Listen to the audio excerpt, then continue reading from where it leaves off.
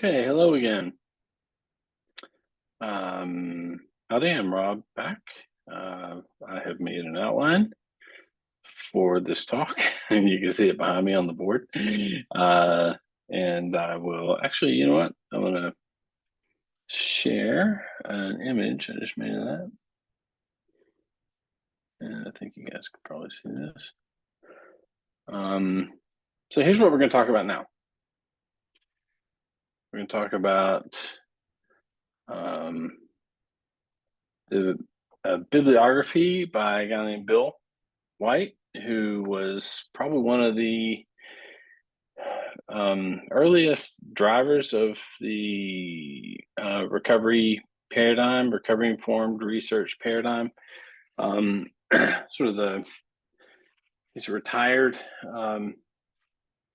thought leader in the space that is just extremely thoughtful. He is largely responsible for the development of something called the Chestnut Center for Behavioral Health, and he basically cataloged a whole bunch of research studies on recovery that I will show you. Then I'll show you the COAR's website. Then we'll talk about a staging model, then 5 types of folks in recovery. David Best's social identity model, a bit of a counterpoint to that, which is the life history model and the patient journey framework. Then we'll talk about indicators, like what are some indicators of people in recovery. Then we'll talk about a recovery informed paradigm paper that Robert Ashford and his colleagues wrote. And then we'll talk about the assessment of recovery capital domains. And then we'll talk about a whole bunch of different scales. And so we've got a lot to cover. Don't want to make this last too long. So I'm gonna go ahead and get started. I think the next thing to do here is share my, first of all, I'm gonna check make sure my microphone and my speakers are correct. And they are. Let's see, where is this sharing screen? I'm gonna go over here to this bibliography. Yeah, this one right here. Good. So in front of you is a I don't know if you can see it, but there's a page count right here, 453 pages. This is sort of the knowledge base of addiction recovery research and writings. I haven't read all these papers. Of course, I mean, I think it would take me a lifetime to do so. But this bibliography is important because it basically lays out with an enormous amount of clarity what all these different domains are in the whole recovery research space. So recovery paradigm, recovery definition, language, recovery advocacy. You can read all this stuff, but I'm just telling you, it goes on and on and on and on. And it's at this point, being now that Mr. White's been retired for a little bit, someone else is updating it. It's just fantastic. I highly recommend that you go through this, and it'll give you some really clear vision for the scope of all this work as it's gone on in the past. And I'll tell you, it's searchable, obviously. So let's go. Let's say theory, right? You're interested in theory. Now, there's a lot of things that don't make sense because it's like the name of a journal article. Journal, for example, Addiction Research and Theory pops up a bunch, but David Best's article on recovery and desistance pops up, as well as does the word theory on 128 additional pages right there. See it? And then if you just typed in measure,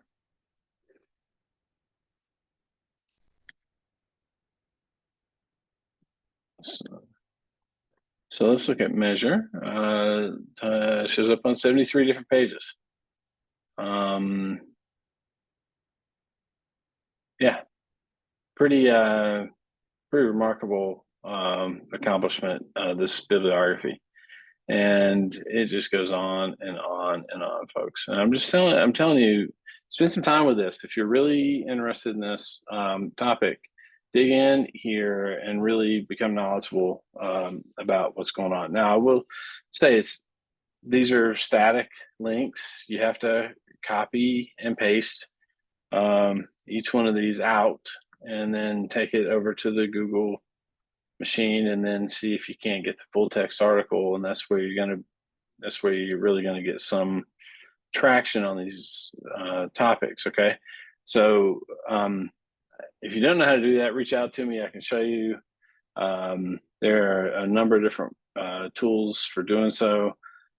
If you log into the shared library, for example, and log in first, and then you start doing that, then you'll have a much better chance of finding the actual articles. So I'm going to send you this bibliography, but just because I think it's so useful. And there's number one. We got it right there. We got number one marked off. I'll go. Maybe I'll do this. Number one. We're done. Okay. Next topic. Let's see here. The COARS website. So I'm going to share my screen again. Minimize that. Share my screen again. And the rest of this is we're going to kind of go through a bunch of websites. And I think this will work right here. Okay. Let's go over to the COARS website. And so this is what I mentioned before, the Consortium on Addiction Recovery Science. This website is housed at Harvard's Recovery Research Institute. It is a description of this consortium, and you can kind of see what's going on here, what our goals are. This was funded.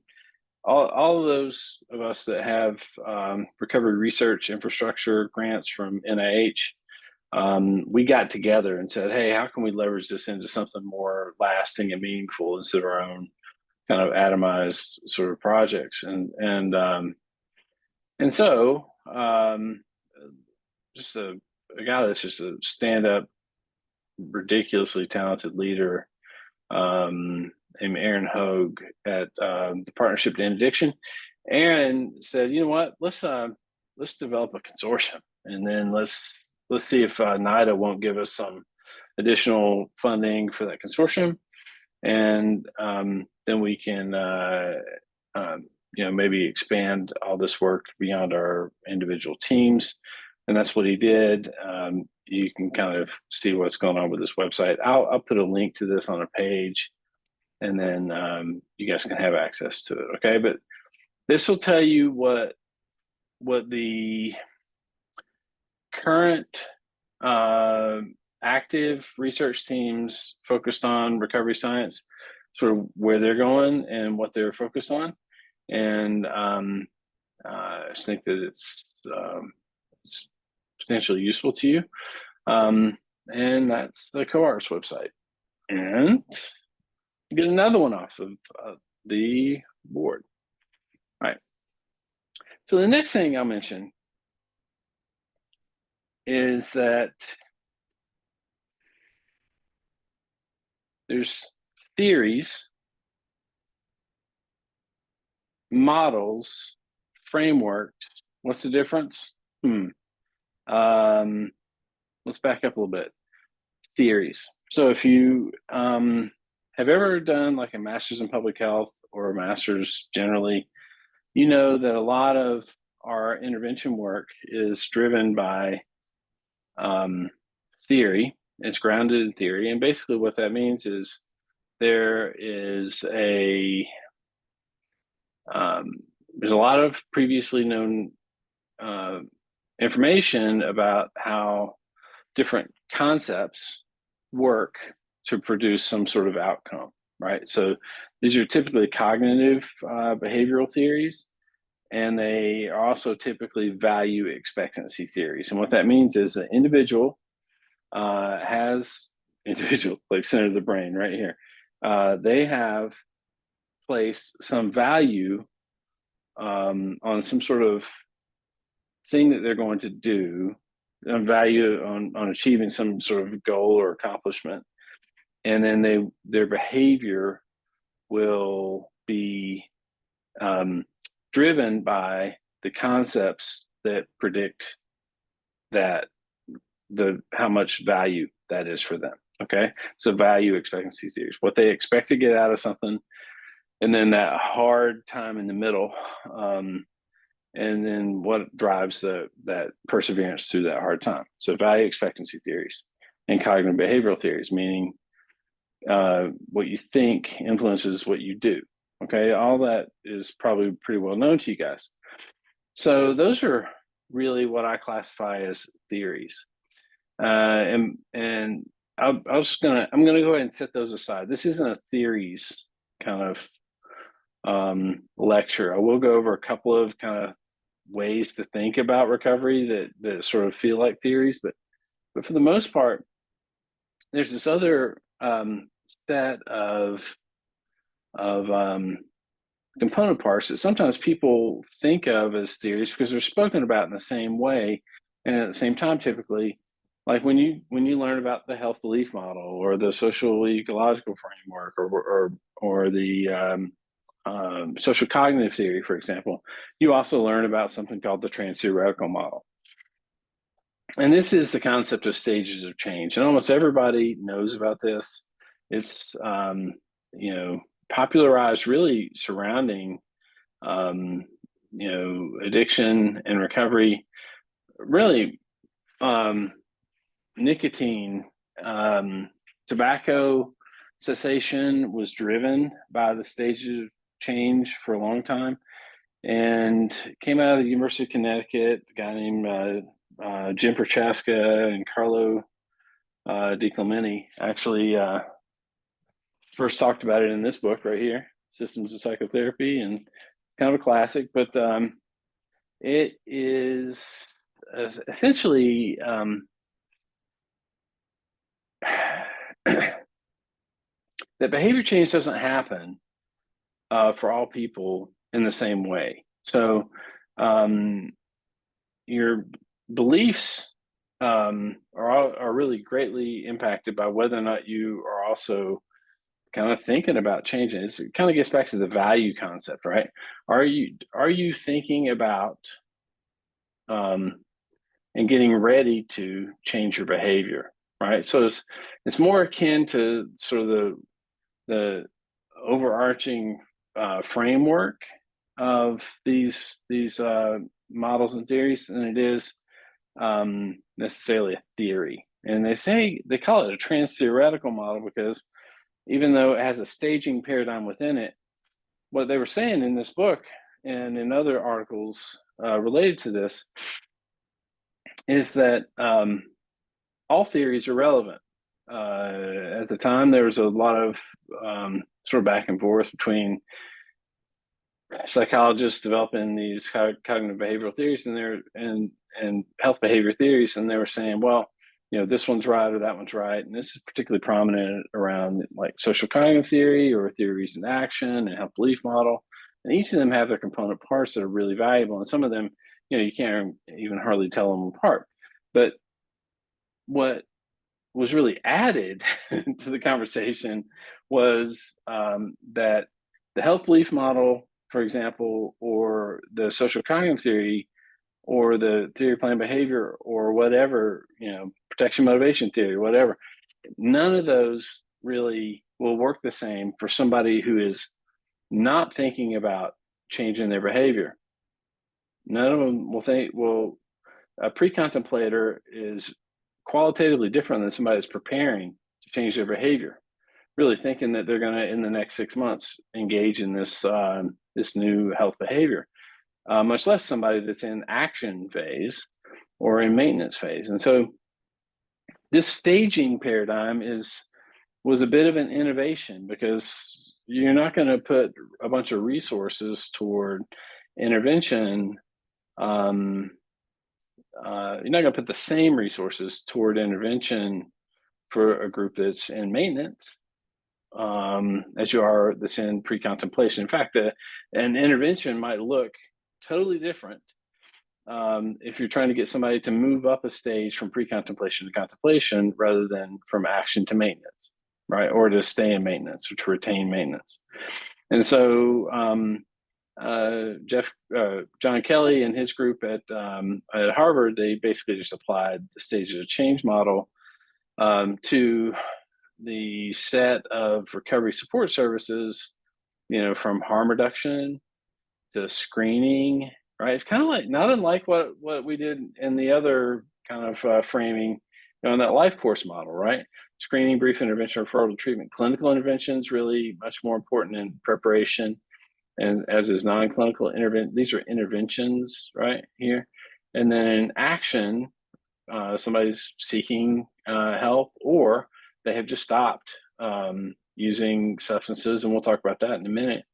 A whole lot of people just stop. A whole lot of people that would have classified themselves and using all the different metrics would probably have been diagnosed as someone with an addiction. They just stop over time. They do it themselves, right? Anyway, the supports for those things, preparation and action, are qualitatively different than those for in maintenance.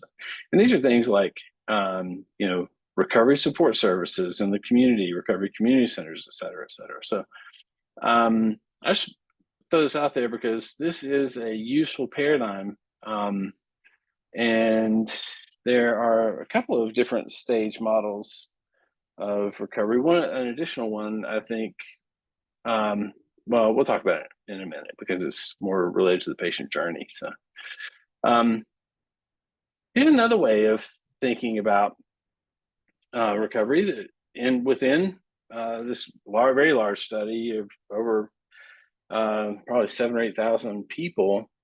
They basically, and people that are living in recovery, they basically kind of categorize them as what their recovery looks like. And there are 5 here. There's the 12-step traditionalists. These are complete abstainers.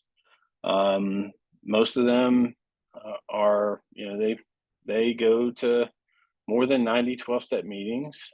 Over 80% of them identify as being in recovery themselves. That group, this research team, probably with the use of a latent class analysis, I'm not sure, but I don't remember actually. 9,341 people. Anyway, they just found that there were 5 classes of folks in recovery: 12-step traditionalists, then the 12-step enthusiasts, a couple of thousand of them, and they're pretty similar to the first group. A bit less identify as being in recovery. I will tell you that 12-step lifestyle is actually super important because, it's a lot of self-reflection goes on, and there's a lot of personal honesty and a lot of accountability that I think everybody could benefit from. But the third group is secular class members, and these guys had a lower endorsement abstinence elements as compared to 12-step traditionalists or enthusiasts.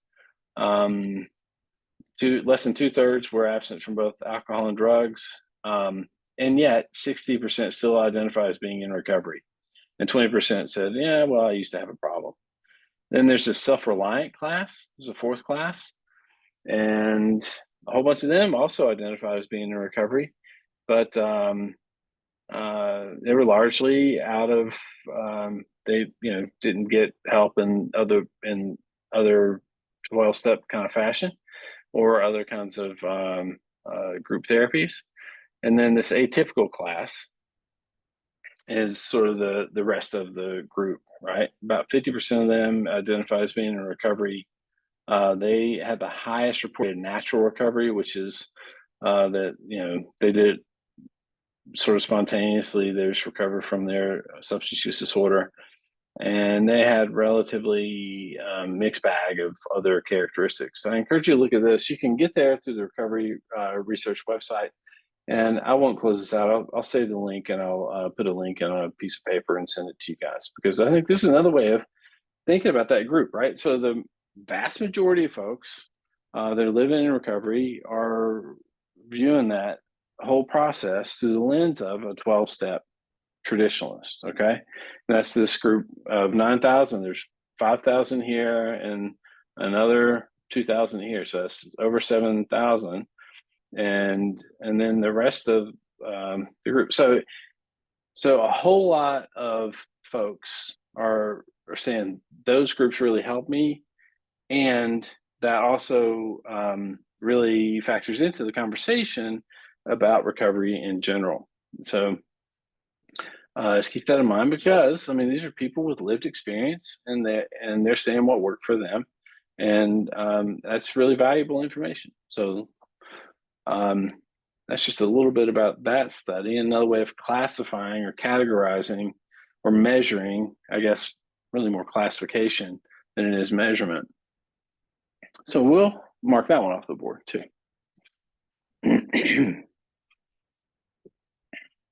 So the next two, really kind of zoom out back to something that's a little more theoretical. Okay, so is a person in recovery, is that like an individual journey? Is it a social journey? Is it connected to life events? Is it not connected to life? Is it biopsychosocial only? Or is it, well, biopsychosocial is pretty big, but it is, how do we need to think about this? And so David Best is one of the deep thinkers on recovery. I found a paper where he's talking about this, and he's saying, hey, rather than locating recovery solely in individual processes, we argue it's more usually framed as a social process underpinned by transitions and social network composition that includes the addition of new recovery-oriented groups and those that might be, seen as having some desirable characteristics, and concurrent emergence of a new recovery-based social identity. So it's almost like a reformation of a social identity. And then these changes are sustained and supported through group processes of social influence, right? That's helpful, because really, the individual person, the individual patient journey is kind of how we sometimes conceptualize this. And if you think about all these other social forces, there are different pressures that come with the recovery journey, right? Particularly if you are averse to being perceived in public as being someone who has failed at something, then, and the typical conceptualization of addiction recovery, that would be a relapse, and folks would say, that of course he did that because he's, or she has always had that problem. And you know what? We need to move past all that and begin thinking about this much more objectively and carefully. And if Dr. Brooks has not taken you guys through the dictionary yet, let me know, and we will maybe do something together on that. But vitally important conceptualization for minimizing stigmatizing language. All right. Okay. So anyway, so this is the sort of socially embedded process model. It has another term, has another name, social influence model. And that's one way of conceiving of it. Here's another one. This is, that measure and recovery really is mostly like related to your life history and the life history theory. And that's also kind of correlated with this other concept of the patient experience journey, which you can, I'll give you access to this one as well. This is really great, actually. But, okay, it's a little small on your screen, I'm sure. I'm going to zoom in for a couple minutes and just kind of let you guys know what's going on. So this is like a whole bunch of different characterizations of individuals' recovery journeys. Okay, and I think they did like 60 different ones on this map. But it's like, what were the trigger events? And then they've got just some quotes, right, that maybe people can relate to. And what were things that were sort of the impetus for getting help, right? This is the trigger events. And then sort of what are some bright spots and what were some pain points, right? And then it's helping people like see themselves in this whole model, and then maybe that can help some folks, because you know what, everybody's journey is different, and measurement of all these things is really difficult, and we can't characterize everybody in the same way, right? So anyway, I think this is kind of helpful, actually very helpful, and you can see the whole thing, like once like different vignettes, for example, that happen whenever care begins and people begin moving into treatment and recovery later on, and then they've engaged in some lifestyle changes, and then they've started seeking ongoing support. So this is actually a really helpful map. It's big and it's busy. I find it to be like informative though at a at a scale that's well beyond its one page period. So there you go. Let's see. So that's the next two individual component parts, but that's not where we're going to spend most of our time. We're not going to. These are really just helping you think through like what all is out there and what is what sort of predominant way of looking at things. This is from Addiction Policy Forum, by the way, which is a very prominent advocacy group. It's focused on studying addiction treatment and recovery. All right, so back to the Recovery Research Institute for a second, and just thinking through some measures. There's this study is on identifying indicators that measure recovery, and they looked at was, how do we come up with a validated tool for measuring recovery? I mean, that's going to be fairly tricky, right? And so they came up with a whole bunch of potential indicators that you can kind of click on and see here. 76 indicators then discussed with a bunch of focus groups, and then they revised them down to about 28 indicators in the current study. This is Delphi method. They looked at a bunch of stakeholders, and then they gave this out to a whole bunch of different people. But here are the indicators that they kind of brought it down to, which I think is I think they're useful to go through, right? So here's some indicators of recovery.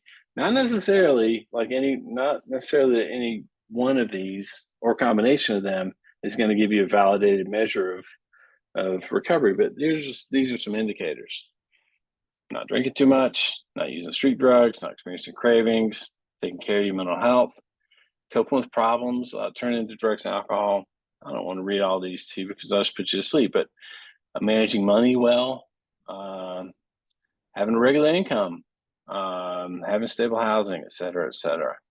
So some of these sound like a bit like recovery capital, which we're going to talk about in a few minutes, but these are all positive indicators. And so what they found was, well, first of all, their hypothesis was that scores The VC indicators will be high in the first round. That happened. And following the underlying philosophy, round two, they did not achieve consensus, but had more consensus after the second round. And with a bunch of focus groups and revisions with individuals in a variety of roles, it may be possible to create a measure that captures the multidimensional nature of recovery. Now, okay? so there we go. And it's still like that's a lot of moving parts to recovery. And working consensus was achieved such that 27 of the 28 indicators were consistently ranked as important for most of the people. Okay. All right. So that's as far as they got with that one. Then I think I'm on this tab right here. Well, let's go back to this for a second. So that's like that's like 8 years ago. And that's not a long time, but there has been a lot of work done in this space since then. So I guess what I'm saying is it is complex, in some ways personal, individualized, right? In some ways informed by your life course and your life history. In some ways it's informed by your social identity. It's just big. And you know what? It changes between each of these different stages. So still we're scientists, and we know that we need to be thinking very carefully about measurement. And there's a whole industry on psychometrics. And if you don't know what I'm talking about, maybe I'll have to do a different kind of lecture to supplement this, but I'll let you tell Dr. Brooks whether or not that's the case. But a whole industry on psychometrics basically means that some people spend their entire careers working on an individual scale to measure one or two things, or an individual theory. Maybe not an individual theory, but component parts of a theory, and so on. And measuring these things is somewhat difficult. I mean, if you're measuring like a cognitive process, for example, you can't see that, and you can't measure. You can't like put it on a scale or on a physical scale that is observable. You have to actually measure things using multiple different indicators sort of around that concept. And the technical term for that is construct. It's a construct, and it's a latent construct specifically. And the measured variables that are sort of all measuring things that are around that are really not ever measuring that thing specifically, but in aggregate, they get at it pretty well. And so there's a whole big field of research on all of those cognitive processes versus behaviors, which are observable and trackable and so on, right? Now, the quality of those behaviors might be judged to be different between an individual ranking themselves and somebody else ranking them. The outcomes of the behaviors and the cognitive processes are kind of what we were talking about on this study, right? These are sort of more like outcomes. Although that's a feeling, but sleeping well, looking at eating a good diet, and not using street drugs, and so on and so forth. These are kind of behaviors, a mix of behaviors and sort of thought processes here. But so it's for any given research study focused on recovery, you're going to have to be very careful to break apart the are you talking about emotions? Are you talking about behaviors? Are you talking about recovery capital? Are you talking about what component piece of this are you going to bite off? Because if you do it all, I think that can be tiresome for a respondent to a survey, for example. It can be very difficult for you to get that kind of study completed, because people fatigue and wear out, and they stop paying attention to the process or the survey. And so you just need to be very mindful about what point along the whole continuum from thoughts to outcomes that you're really operating, and we'll add some specificity to that in a few minutes. This is a bit of an innovation, and this is from a paper. Basically, I'm blanking on the name of the paper, but it's a pretty great paper. It's just incorporating lived experience. Like this is recovery informed theory is the name of the paper. Recovery informed theory, situating the subjective in the science of substance use disorder recovery. And this is another Robert Ashford paper along with Austin Brown. And by the way, Kennesaw State has some really top shelf scientists in the recovery space. So does this place, University of the Sciences in Philadelphia. But yeah, Kennesaw State, for example, is not a well-known research university, but like ETU, they've made a name for themselves in a certain area. And I really like a lot of the work coming out of Kennesaw, and it's often done in collaboration with Robert Ashford's group. So just FYI. But anyway, back down to this diagram here. What Brown and Ashford are saying here, you can see their definition again here. This is the collaborative consensus definition of recovery. Incidentally, there's a whole big old list of articles in the William White bibliography that takes on this definitions of recovery thing. In fact, it's treated so frequently in the recovery literature as being this thing that's very difficult to kind of grasp a hold of, that it's almost like whenever you get to that section of the recovery paper that's talking about the definition, you can just skip the whole thing because you know what it's going to say. But in this case, I think that this is again, individualized, intentional, dynamic, and relational, sustained efforts to improve wellness. Right, 6 different big concepts right here: wellness, sustained, relational, dynamic, intentional, and individualized. Right. Big concepts, but still tremendously important. And so what Ashford's saying is make sure that the research that's being done on addiction and recovery is at least informed by the recovery literature, okay? And from people that includes people that have experienced addiction and or other mental health issues, that have lived experience. And so this is vitally important concept. And some of it, is a bit repetitive here, but it may seem repetitive, but start it with the whole project with a recovery informed approach. Understand that it's fundamentally emancipatory, and that you can read all this, but it's essentially that's what Brown and Ashford are calling for. I believe this is good and accurate, and can be somewhat messy. So be patient. So developing this research is important. I'm going to give you this paper as well. And I think that you will find that useful.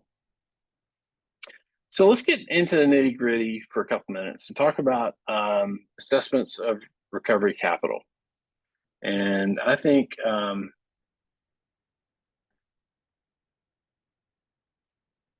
let's see here. I need to check something real quick.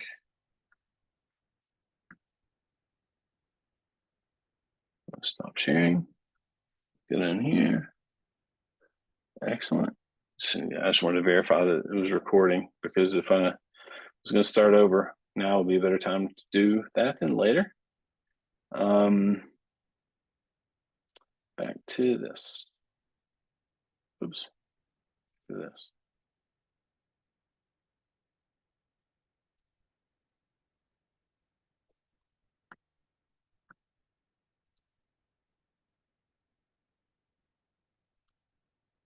All right.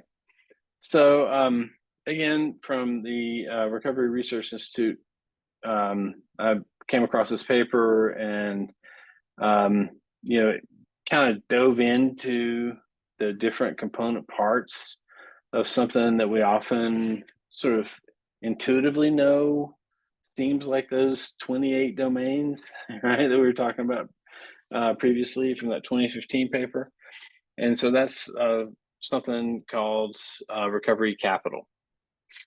And specifically, what they're doing with this particular scale of recovery capital is they're looking at addiction recovery strength, and in these 10 domains. So, substance use and sobriety, global health, psychological health, physical health, citizenship and community involvement, social support, meaningful activities, housing safety, risk taking, coping, and life functioning, and then the recovery experience, like purpose and optimism, for example.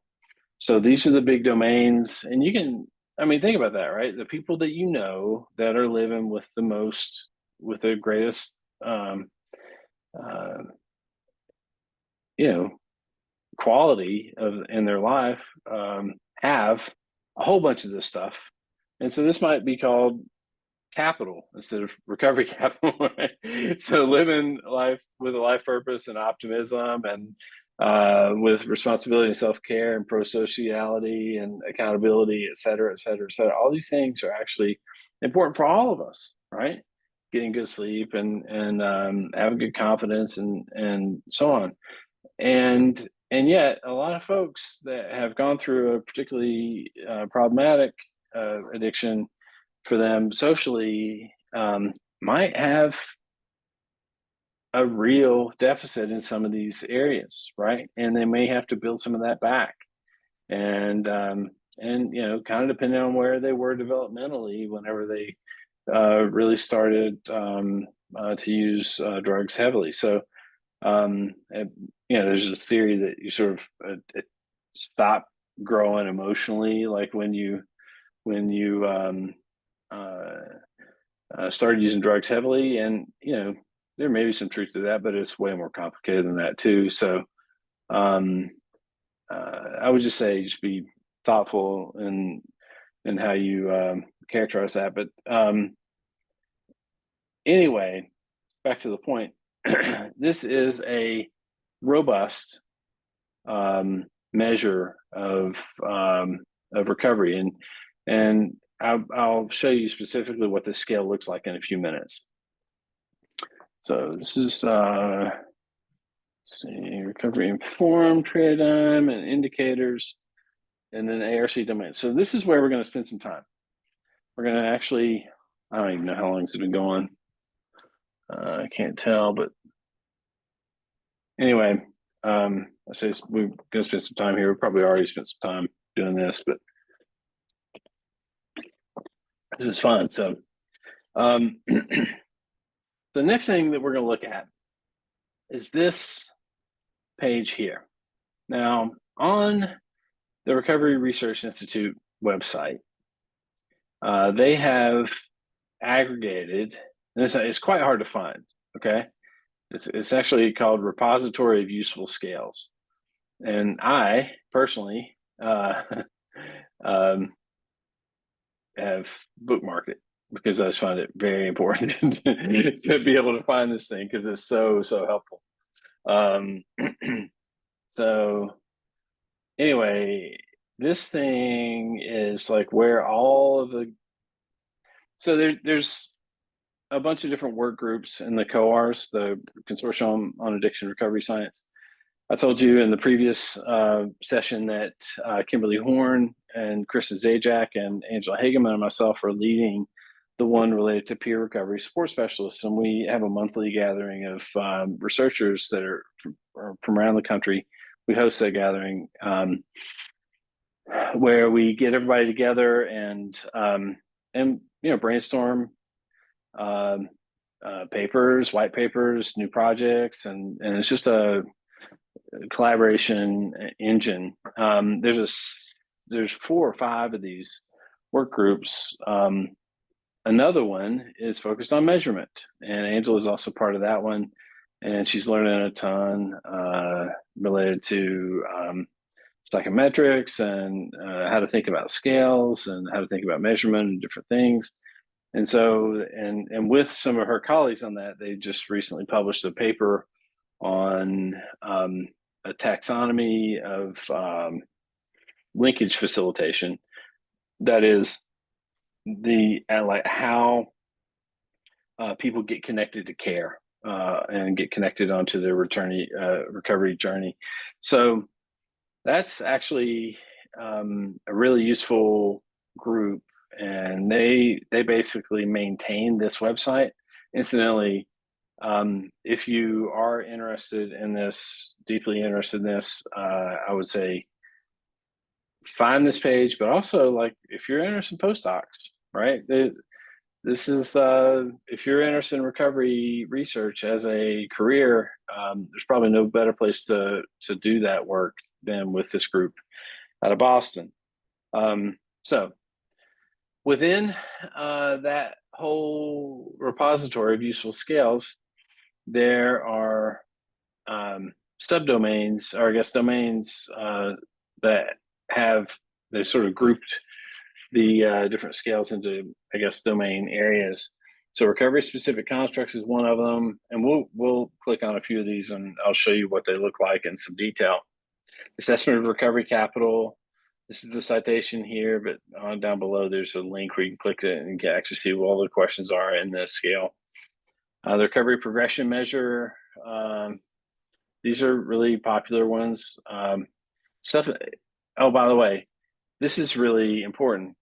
A whole lot of these are being adapted and placed into apps for your phone, where you can fill out these different questionnaires alongside getting connected to different types of counseling and different kinds of treatment.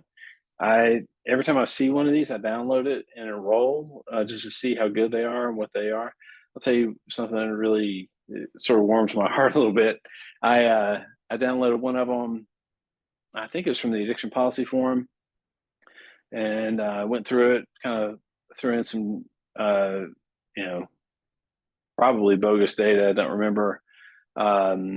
It was something that you didn't have to pay for, so it probably was Addiction Policy Forum or one of these other big nonprofits. But anyway, I got a phone call one day from that group telling me that they just wanted to find out how I was doing, and they just wanted to check in on me because they had sent me some prompts to sign up for some different group classes, and I just had ignored it because it was because I wasn't looking for this for a therapeutic reason. I was actually looking at it, just to see whether or not it would be kind of helpful for our region, and whether or not we wanted to make that kind of investment in this particular one. And so I was just really struck by how genuinely caring the individual was that contacted me. We had a great conversation. But all right, so back to this. I think it was this one, that it was the substance use recovery evaluator was connected to that particular tool. But evaluation of services. Some of these are. No, I was going to make that point. Yeah, right here, quality of life scale. So some of these are related to larger quality of life, and you can see that, like, some of them have pretty good, sizable numbers of items, right? And that's the thing in scale development. The higher the number of items tends to be correlated with the greater Cronbach's alpha or statistical measure of internal consistency reliability. And yet 130 items is a lot to fill out, right? So, briefer is better typically, as long as this is going to be meaningful in terms of its usability for a research study. So, single item self-esteem scale. This is just self-esteem, not recovery in general. Flourishing is another way of thinking about recovery. Brief state optimism measure, and so on and so forth. You can see all these different scales here. And then mechanisms of behavior change. This is Carlo Di Clementi. This guy right here was one of the folks who was part of the transtheoretical model for Chaskin and Di Clementi. My mentor was Ralph Di Clementi, not related. But so if you ever heard me talk about Ralph Di Clementi, that's not him. It's Carlo. Let's see, brief resilience scale. There's a resilience focused one, anxiety and depression, attitudes toward MAT. This is a good one. The audit and the DAST. These are really two of the most prominent measures of recent substance use. Then there's the physical health scale, the perceived stress scale, and then additional scales and measures. Okay. The timeline follow back. This has to do with this is a validated way of seeing if you ask somebody how what their behavior was over the past week, 2 weeks, 3 weeks, 4 weeks, whatever. This timeline follow back scale is useful for putting better clarity to those reports, just improving the resolution of those reports. And then barriers to retention and issue treatment, and then life goals. There's only one item, but this is where the value of this really comes in. So let's click on one of these. Oh, whoops, my bad. I have this app called Speechify that helps me consume documents, and I love it. This is not an advertisement. This is not a long form podcast level advertisement for Speechify. This is this program. I don't know if you guys can see it. Actually, it may be kind of working in the background, but every time I roll across something and you see this little highlighted blue thing right here, it can read it to me. And if I accidentally click on something where that has been highlighted, this thing right here has been highlighted, then it'll turn on the Speechify machine. And right now it's artificially set super high. I don't listen to things that fast, but I do listen to things pretty fast. I don't know if you guys can hear this, but that's a 2.6 speed. I'm not going to persever on that because I'm not convinced you can hear it, but no, or even see it. I may be clicking on stuff over here that you guys can't even see, which would be pretty funny. All right, so let's go into the substance use recovery evaluator, the SURE scale. All right, so if you click on that thing, then it'll take you to an actual Word doc that you can download, and it tells you exactly how the scale is measured, how the construct is measured, and gives you instructions for how to use it. Okay, and so here's what the substance use recovery evaluator is all about. Okay. Thinking about the last week, please rate yourself on each of the following statements. I've drunk too much. I've used street drugs. I've experienced cravings. Still thinking about last week. I've coped with problems without misusing drugs or alcohol. I've managed pains and ill health without misusing drugs or alcohol. I've spent my free time on hobbies or interests that don't include drugs or alcohol. And thinking about related to self-care, think about the last week. Please rate yourself in each of the following statements. I've been taking care of my mental health. I've been taking care of my physical health. I've been eating a good diet. I've slept well. I've had a really good daily routine. Still thinking about the last week. I've been getting on well with people. Feel supported by people around me. I've been treated with respect and consideration by people around me. I've treated others with respect and consideration. Still think about last week. I've had stable housing. I've had a regular income. I've been managing my money well. Still think, and so you can see on and on and on. I don't want to read all the rest of these, but anyway, super helpful to break things down like this, and it's not dissimilar from that 28 item deal that we saw before, right? And then it tells you how to score it. So whenever you're thinking about measurement and the use of scales, you've always got to think about scoring. And this is going to get into the nitty gritty here for a minute. But if you don't score things accurately and then reverse code things that should be reverse coded in your data set, you can wind up with some really terrible mistakes in your analyses. Okay, so this is probably something that Dr. Brooks will go over with you in some detail, being an epidemiologist, but I will just say that I have on more than one occasion had a pretty wonky correlation that didn't make any sense, and figured out, well, I was supposed to reverse code that particular item in a particular data set. So just keep that in mind, and do your best, and then hopefully you'll catch any mistakes like that before you go to press.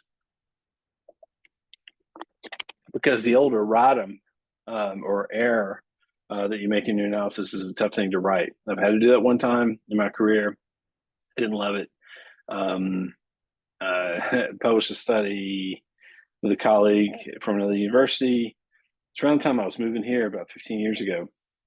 And I was actually, like, I'm not blaming this, but I was moving around that same time I was doing this analysis. And we went to press with this paper, and then somebody at the CDC was reading it, and they called me up. I guess it had been published, and I put my email and whatever. Anyway, they found me. We had a phone call, and they were like, "This doesn't make sense. I don't know how you can get these results in this particular thing. It's not consistent with the rest of the literature and so on," or whatever it was. I forgot what it was. I started looking at it, and I couldn't recreate it. And it turns out that I had really made a mistake in the analysis.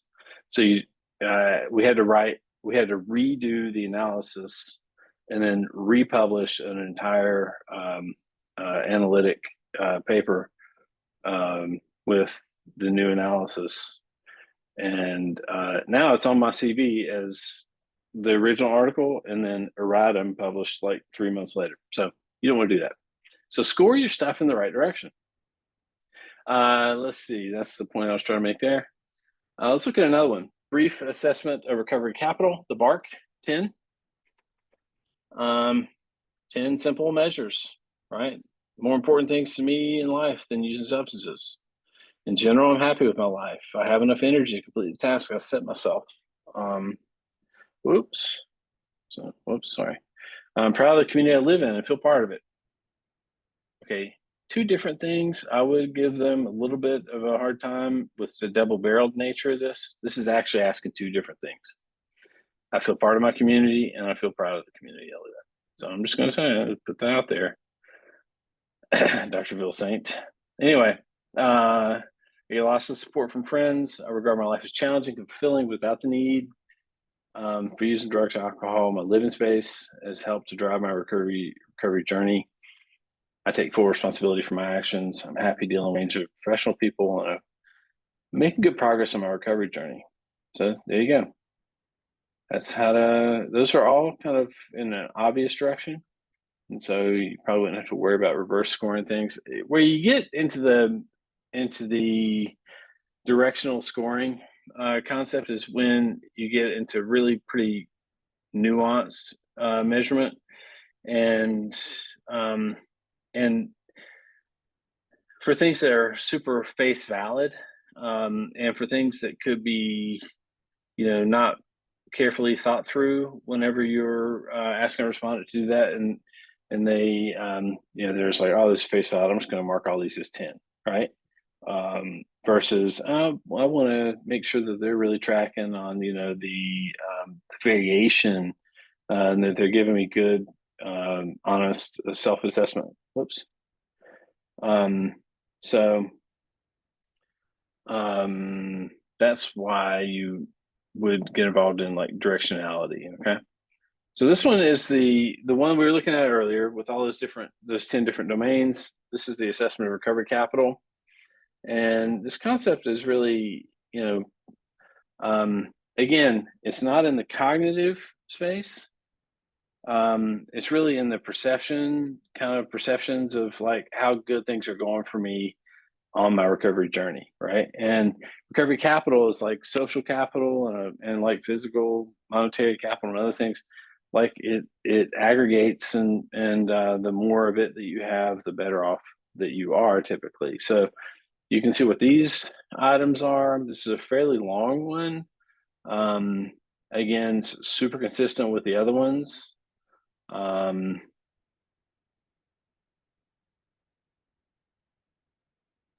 don't know what that means. No recent periods of substance intoxication. I have no problems getting around. There's some different ones in here. I meet my obligations promptly. I don't know if I would, how I would answer that one. But try. So there's 50 items here, and I just think it's very useful. Here, again, William White showing up, David Best showing up, and you're going to see a bunch of names very commonly in this field, right? Best, White, Ashford, Kelly most prominently right now. There's a whole bunch of them. Hogue, Eunuch, but you're going to see a whole bunch of these same names in the literature. All right, so let's look at recovery progression. This is another one here. Each domain includes 5 yes/no items. The past 2 weeks, have you been in any of these situations? Conflict, problem with work, issues with money or debts, et cetera, et cetera. And then goes on down the list. And these are all like emotions, lifestyle, behaviors, physical sensations, thoughts, and other situations, and then the scoring paradigm. Okay, another very good one. Let's look at some. There's a few of these that are like really pretty common across a bunch of different kinds of studies. This one, the Center for Epidemiologic Studies Depression Scale, is a very common one. CESD. I bet I've asked this questionnaire hundreds of times. That's just a depression scale, right? But it's one that you see a lot in the literature because it's a validated measure of depression. So let's see, there's that one. Then I told you about the audit and the DAST. This is the drug abuse screening test. Let's look into what that one looks like. Incidentally, well, okay, I'll talk about the DAST first. So drug use this is an super old one, right? But super common still. Drug use refers to the use of prescribed or over-the-counter drugs in excess of directions and any non-medical use of drugs. And these questions refer to the past 12 months, yes or no. Have you used drugs other than those required for medical reasons? You use more than one drug at a time. You ever try to stop using drugs when you want to? Are you always able to stop using drugs when you want to? Sorry. Have you ever had blackouts or flashbacks as a result of drug use? You ever feel bad or guilty about your drug use? Does your spouse or parents, do they ever complain about your involvement with drugs? Have you ever neglected your family because you use drugs? You ever engaged in illegal activities? Experienced withdrawal symptoms? Had medical problems as a result of drugs? Okay. Simple drug abuse screening test. Crazily, still very prominent. Let's see. Then there's another one here. Oh yeah, personal health questionnaire. This one's great. This is another super common one. I remember a study that I was involved with in grad school where we asked the PHQ, I think it was PHQ 9 at that time. But maybe a variation of some of the themes that we've seen. This one's for depression. And so it's going to sound a lot like CESD, I think. So you got little interest, like on how many of in the last 2 weeks, how often have you been bothered by the following items, by the following problems, rather? 0 to 1 days, 2 to 6, 7 to 11, and so on and so forth. I've done this in so many different people in interviews and just asking these questions. But a good measure, really good measure, validated measure of depression. So I was curious about one that I just saw in here and didn't.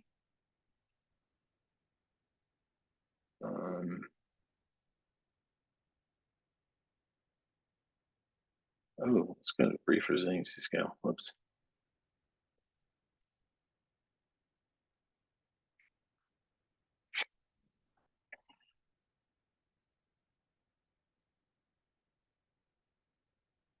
There you go. Brief resilience scale. I tend to bounce back after hard times. Have a hard time making it through stressful events. Okay, just a quick quiz for you guys. Reverse coding, likely or not? I'll just wait. No, I'm kidding. I can't see you, but I tend to bounce back quickly after hard times. It's going to be coded in a like a strongly agree is going to be like is very resilient answer. Have a hard time making it through stressful events. Strongly agree is going to be a very non-resilient answer. So this has got to be reverse coded. You can see it right here, 2, 4, and 6.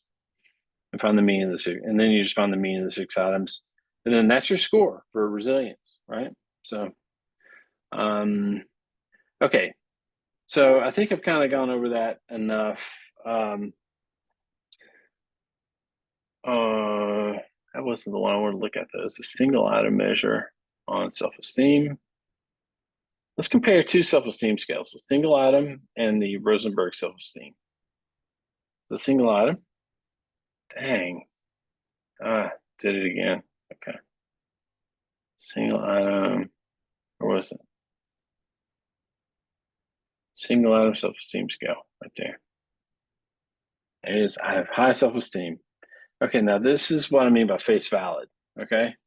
If you know that somebody's going to be in some way like having a different opinion of you, if you have high or low self-esteem, and you were asked this question on a scale, a face valid scale like this isn't that helpful, right? Because of course I'm going to say, oh yeah, I want to be perceived in a very positive light. It's called interviewer impression management or social desirability. And there, by the way, there's a good scale for that called the Marlowe-Crown Social Desirability Index. But anyway, I have high self-esteem. Very true of me. Oh yeah, super high self-esteem if I want to manage the impression. Okay, so that's called a face valid item. And let's go and see if there's a more nuanced way of capturing self-esteem with this one. Yeah, more nuanced indeed. Okay, so 10 item scale measures global self-worth by measuring both positive and negative feelings about the self. On the whole, I'm satisfied with myself. At times, I think I'm no good at all. I feel that I have a number of good qualities. I'm able to do things as well as most other people. I feel I don't have much to be proud of. I certainly feel useless at times. I feel like I'm a person of worth, at least on an equal plane with others. Wish I could have more respect for myself. All in all, I'm inclined to feel like I'm a failure. Think of a positive attitude to myself with the scoring here that indicates where the reversals should take place, which, by the way, are not, in any obvious order to prevent that kind of Christmas tree kind of response to these kind of questionnaires. This is a super old scale, much more nuanced, but here's a question. I mean, if you only got a second or two to get this, to get somebody to go through their, give you some indicator of self-esteem and it's not that important whether or not that thing is face valid or you're not doing an interview, you might be doing like just an anonymous questionnaire. Then in that case, I might go with a single item, right? There's all kinds of reasons why you might choose to use one scale over another. Whew. All right, that's a lot. I've been talking for an hour and I meant to do 30 minutes, which is sort of how I roll. If you know me, you know that. I will tell you that this is a gift this repository of useful scales, and here's what I mean by that. Often is the case when you're doing research in different areas where you got to go hunt these things down in the peer-reviewed literature, and then the article might tell you all about it, but it won't tell you what the items are. And so what this group has done is they've actually gone and found all the items so they can use them in their different studies, and they just made them freely available to the rest of us. So I'm super grateful for all that, and I will just tell you that it's a class act, this Recovery Research Institute group. I don't know if these click, if they go out to the web, no, just go straight to the item, individual item we were talking about. Okay. So that's about all I've got. And this one's going to take a little while to upload. So I'm going to go ahead and stop sharing at this time. And I'm going to, I guess I'm going to stop or do anything else. That concludes my lecture. All right, we're done. You know what? I hope you guys have a great week, and we will, I'll catch up with you at some point, I hope. Take care. Have a great day.